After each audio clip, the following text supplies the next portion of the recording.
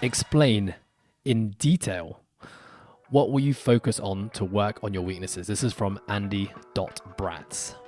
Ideally, Andy. No longer ideally Andy. Right. Formerly known as. Yeah. I think I'm back training. I'm not training seriously. Let's say there's intent behind what I do, but I'm not burying myself in a workout just yet. Definitely just listening to my body. If something doesn't feel great, I'll just change it up right now. Whereas 6 weeks prior, it's like you gotta fucking hit a heavy snatch. You have to do a hatch snatch session today, even if your elbows hurt, your knees hurt a little bit. And that's just the nature of competing again. I think still my weakness, which has always been my weakness, is still top end strength, and then absolute strength, and then my top end numbers for my Olympic lifting. I think working with you, we've already built the next elite block, which will basically be the start of my training back for next season. There's going to be a lot more exposure to Olympic lifting in there. I actually think I made some progress on my Olympic lifting, firstly, from last year. Last year, my Olympic lifting showing in the semi-finals was a complete shit show. And that really screwed me up in my rankings last year on the leaderboard.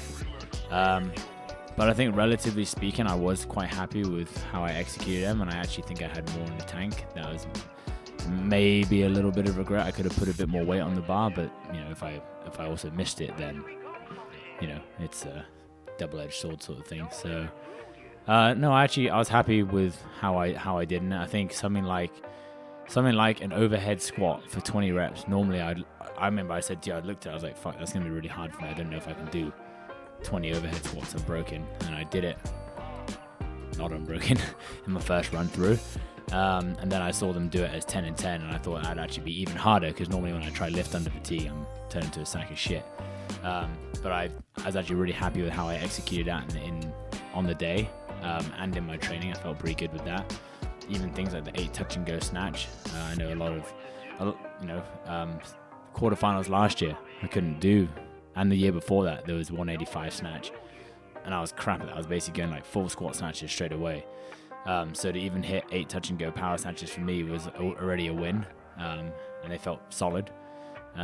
So you just got to basically keep building on my Olympic lifting. That for me comes down to absolute strength in the front squat, back squat. Those two predominantly. I guess also overhead squat somewhat. I still got to get better positions overhead. Still just got to basically break down the movements. So I'm going to be doing like a ton of pulls off the floor. I'm going to be doing a ton of work just being consistent in my power position. It's something that we need to work on. I think my positions in my snatch have actually gotten better. I think relative to the 2 lifts, the clean and jerk and the snatch, my snatch has improved more in the last year. My clean and jerk, not so much. So yeah, I think I'll probably need to put a little bit more work towards my clean and jerk anyway. But I think if you improve your clean and jerk, I think the snatch would go up anyway, relatively.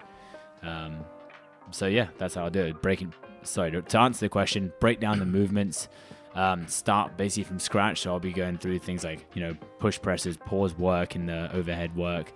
I'll be going through pause work, pulling from the floor, pause work in the squats and the clean, the receiving position, and do the same, I guess, in the snatch. Yeah.